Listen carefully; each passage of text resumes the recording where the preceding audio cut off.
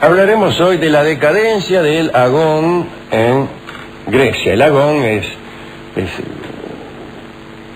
este afán de medirse y compararse incesantemente que tenían los griegos, ¿no? La competencia, ¿no? La competencia, la rivalidad, sin encono, ¿no? La lucha, pero la lucha solamente por placer. De ahí viene la palabra agonía, que quiere decir lucha en un principio y en una primera acepción. Estuvimos hablando no hace mucho de las carreras de caballos, allá por los siglos 6 y 5 antes de Cristo, que era una actividad muy difundida y que pertenecía al carácter agonal, ¿no? Generalmente las competencias eran deportivas o intelectuales, pero allá por el siglo cuarto y tercero antes de Cristo, la idea de lo agonal empezó a deteriorarse y lo que sucedió no tuvo tanto que ver con la desaparición de la competencia, sino con el auge de unas actividades menores para medirse. Por ejemplo, la gimnástica empezaba a aburrir a la gente y algunos decían que esta clase de educación estropeaba la belleza y la salud y que el ejercicio prematuro iba en perjuicio del desarrollo general del cuerpo, todas esas cosas que hoy dicen algo y mañana lo contrario, especialmente en aquellos tiempos donde no había posibilidad de medir realmente, ¿no? De falsar estos decires. El caso es que calculaban incluso que entre los vencedores olímpicos no había más que 2 o 3 que venciendo de muy jóvenes hubieran vuelto a lograr la victoria siendo hombres, que entonces cuanto más gimnasia hacía uno más decaía, qué sé yo. Después empezó a decaer la fama que obtenían los vencedores olímpicos. Ya no sucedía como antes, que al regreso del campeón a su ciudad, las masas acudían a victoriarlo. Sí, iban a victoriarlo, pero ya no tanto, y las autoridades no costeaban homenajes líricos o coros en honor del vencedor, como sucedía en años anteriores. En la mayor parte de las regiones griegas ya nadie tenía ni ganas ni medios para presentarse, al menos con la suntuosidad de antes, en las Olimpiadas.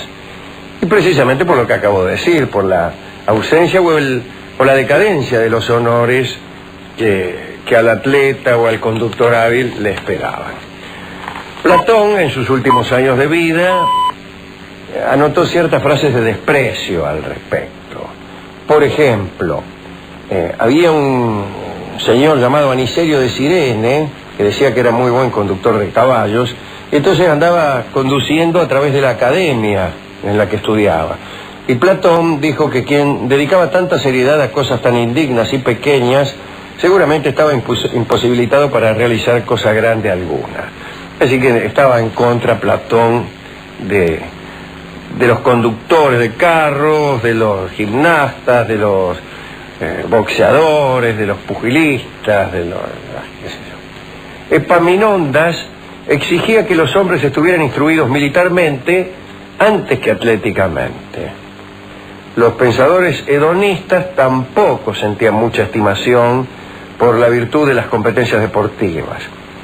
Se aseguraba que querer ser siempre el primero era a priori incompatible con una vida de placer. Y desde luego, ¿no? El atleta no puede llevar una vida de placer y tampoco una vida militar, contrariamente a lo que podría pensarse en un principio, ¿no? Ya que la vida militar está llena de madrugones, de privaciones, comemos poco, dormimos poco. En cambio el atleta está siempre muy bien alimentado. Bien alimentado, pero privado del exceso. Y el placer hedónico está relacionado en algún punto con el exceso. Hay cosas que no empiezan a ser placeres hasta que no nos excedemos en ellas. Bueno, dice, en su justa medida no hace mal. Y otros dirán, en su justa medida no da placer.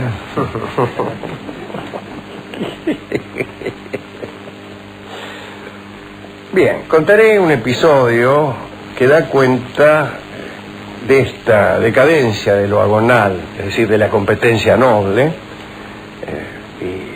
y cómo vino a transformarse en otra cosa, ¿no? Más indigna. Parece que un atleta ateniense llamado Calipo sobornó en Olimpia a un adversario, lo quiso sobornar en realidad, a un tipo de Élida para que se dejara ganar. Dijo, te doy 100 mangos y te deja ganar. Este rival eliense de Calipo, que así se llamaba, denunció el intento de soborno, ¿no? Y Calipo fue multado. Multa para Calipo. Normalmente estas multas las pagaba la ciudad-estado de donde provenía el atleta, pero el gobierno de Atenas no quiso garpar, así que el atleta fue expulsado de la participación en la Olimpiada. Semejante desinterés por la suerte de un atleta en aquel tipo de competencia era inaudito, pero Atenas debió cumplir con la multa, porque gente de Delfos, sin duda instigada por los elienses, mandó decir a Atenas que no iba a dar más oráculos a los atenienses mientras no garparan la falta. Extraordinario, ¿no? Cómo funcionaba aquello. Fíjese, el oráculo que para nosotros es nos da idea, para nosotros es algo relacionado con la superstición, con cierta ingenuidad de los pueblos, etcétera. Era un negocio bien montado. Y además era necesario para la toma de decisiones. Y así lo entendieron los representantes de Atenas, que temerosos de la ausencia de predicciones, cumplieron y pagaron la multa, porque necesitaban el oráculo. ¿Creían en el oráculo?, preguntará usted. No lo sé, pero necesitaban el oráculo. Fíjese usted, que usted está en un lugar difícil, como podría ser la conducción de Atenas. Tener un oráculo y cumplir con sus predicciones, de algún modo era una externalización de su responsabilidad. Y yo seguí el oráculo. Cierto es que el oráculo era suficientemente oscuro como para que usted pudiera adecuar su conducta, pero de algún modo ya su responsabilidad no era tan tremenda, porque la compartía por lo menos con el oráculo de Delfos. Así que yo no sé si creían en el oráculo. A mí me parece que no. Al menos no creían aquellos que más interesados estaban en su existencia. Pero le servía evidentemente. Le servía evidentemente. Bueno, suele pasar, Suele pasar que muchas cosas en las que nadie cree tienen una utilidad muy grande y no es posible terminar con ellas diciendo simplemente, pero si yo no creo. Bueno, que no cree, pero no es así. No se trata solamente de eso. Bien.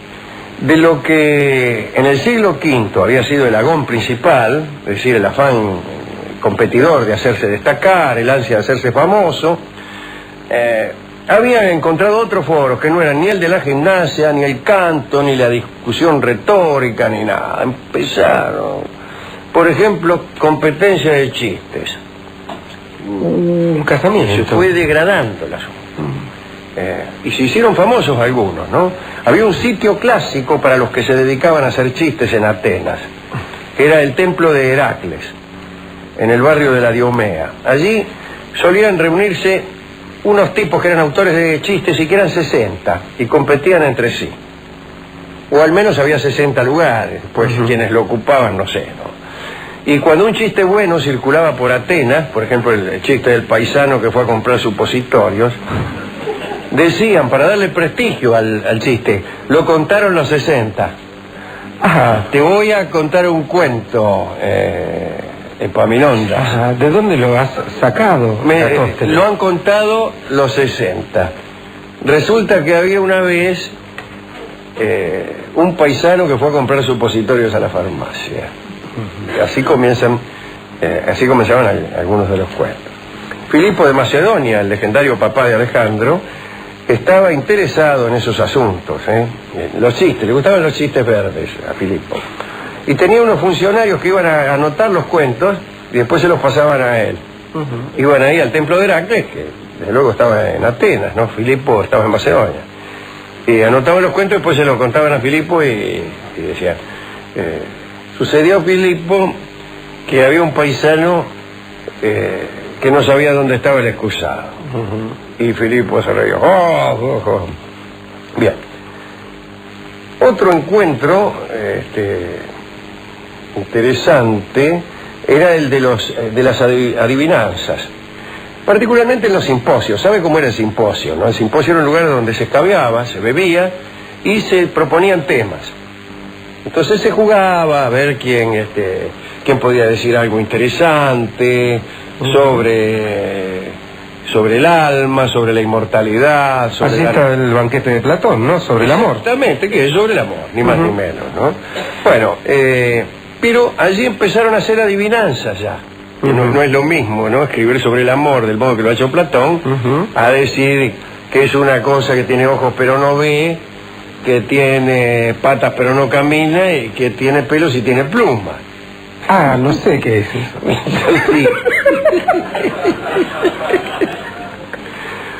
Bueno, y entonces jugaban ahí en los simposios, decían esto, y había castigos para los que no sabían decir que era un caballo muerto con un plumero en la boca.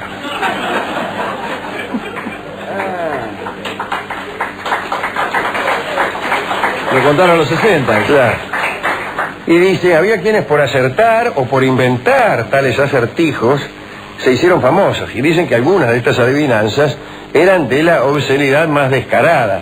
Pero desde luego, todas las adivinanzas son obscenas. Como aquel chino que había hecho 1114 adivinanzas, todas con la misma respuesta. Que es la que yo doy siempre cuando me hacen una adivinanza cualquiera, En La Rioja estuvimos jugando a las adivinanzas con un libro de adivinanzas poético. Ah, ¿se acuerda? Claro, claro. Y Maica Iglesias me leía adivinanzas y yo contestaba siempre lo mismo. Siempre lo mismo, sí. Bien. Esta decadencia del agón dio lugar también a competencias que incluían citar versos homéricos y completar estos versos con contrastes cómicos. Ajá. Canta odiosa. Canta odiosa la venganza de Aquiles de Peleo. ¿Dónde estás que no te veo? La cólera funesta. Sí, la cólera funesta.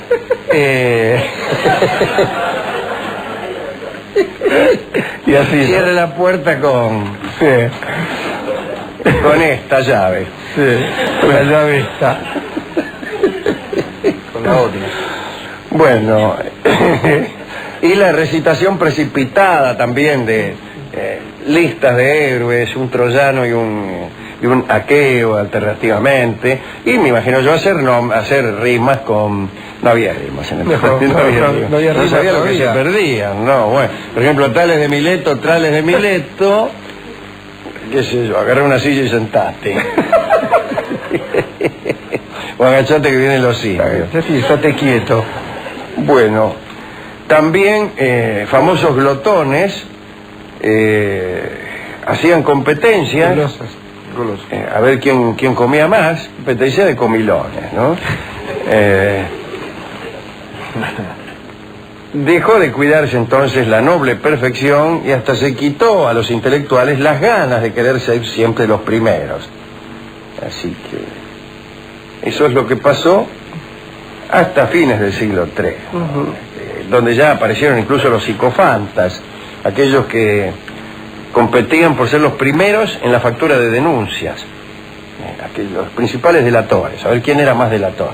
Psicofanta, en principio, era el que denunciaba el comercio ilegal de higos, de ahí viene el nombre, psico, de higos.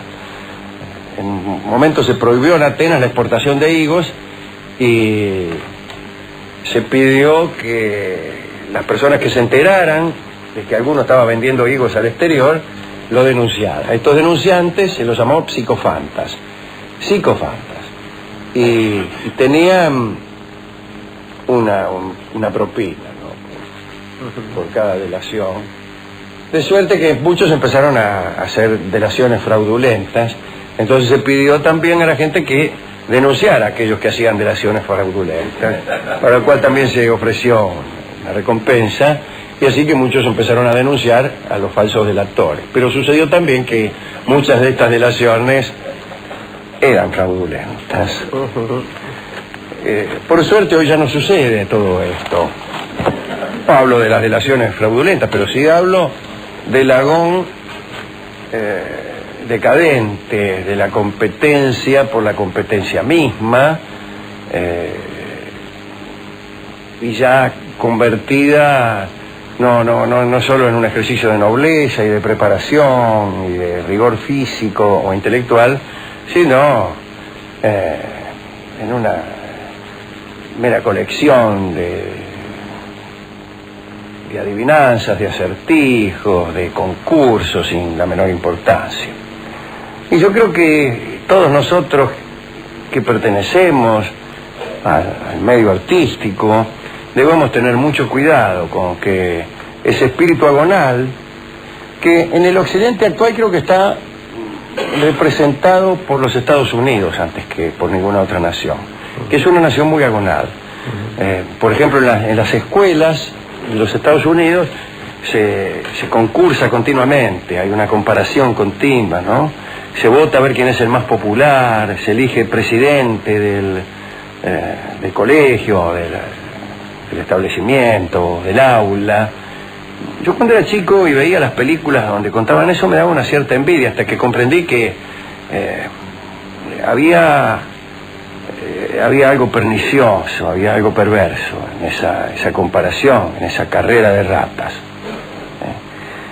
Y creo que poco a poco vamos heredando, no de los griegos, sino más bien de los Estados Unidos, esta pasión por lo agonal, por la competencia, por los concursos, por el ubicar todas las cosas, aún las que parecen más abstractas, en escalafones y en posiciones relativas.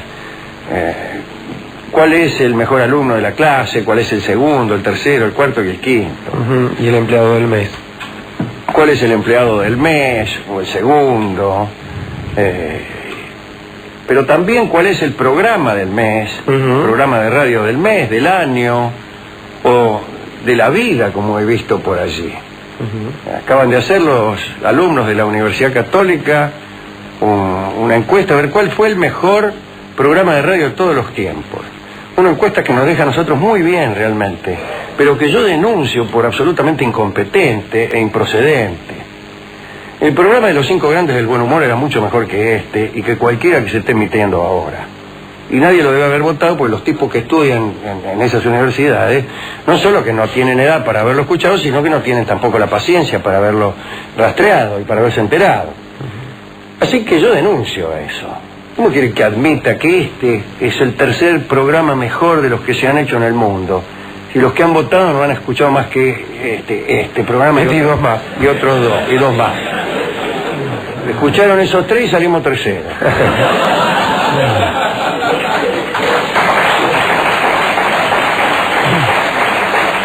¿Cómo quiere que yo me ponga contento por estar ternado en esta votación, en este comicio que ha hecho la Escuela de Aliberti, que yo respeto y quiero muchísimo? ¿Cómo quiere que me ponga contento? Me lo tendría que tomar en serio para ponerme contento.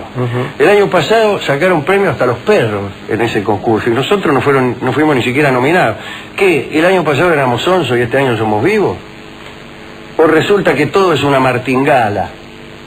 ¿O resulta que todo es una cosa de la más horrenda superstición?